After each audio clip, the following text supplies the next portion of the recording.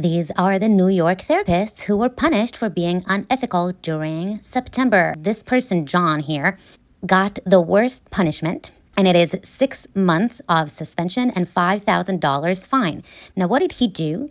He charged insurance for treatments that he did not give. I want to point out that although this is serious, he's cheating the system, this has nothing to do with being abusive towards a client. Okay, so from the client's perspective, what John did doesn't really affect us. And I want you to remember this because I want you to think of the board like HR at a company. You know how HR say they care about the employees, but really what they do is protect the company? This is exactly what the ethics board does, okay? It protects the licenses. It protects the profession. But the last thing they care about is the clients, and I'm going to prove it. So let's go back to Cassie. Cassie, okay, so she really just got 1 year of state suspension, which means really nothing, 1 year probation. Okay, so she's continuing to practice. She did something we call client abandonment. Terminated someone without giving any referral. Basically, she ghosted them, okay? And also, she did not do her notes. So let's see who Cassie is, because we have a picture.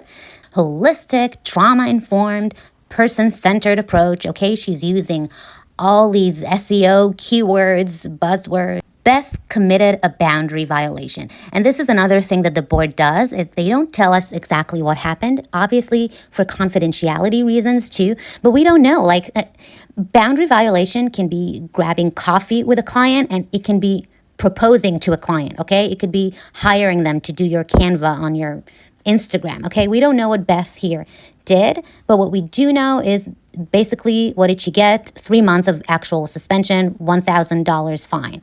Senior care manager, John Page, with the worst punishment. And John just recently got his PhD, so well done, John. And he graduated from NYU. Last but not least, we have Vincent here. And this is interesting because he surrendered his license. A boundary violation with a female patient. Okay, so this gives us a little more details. So here's what happens often.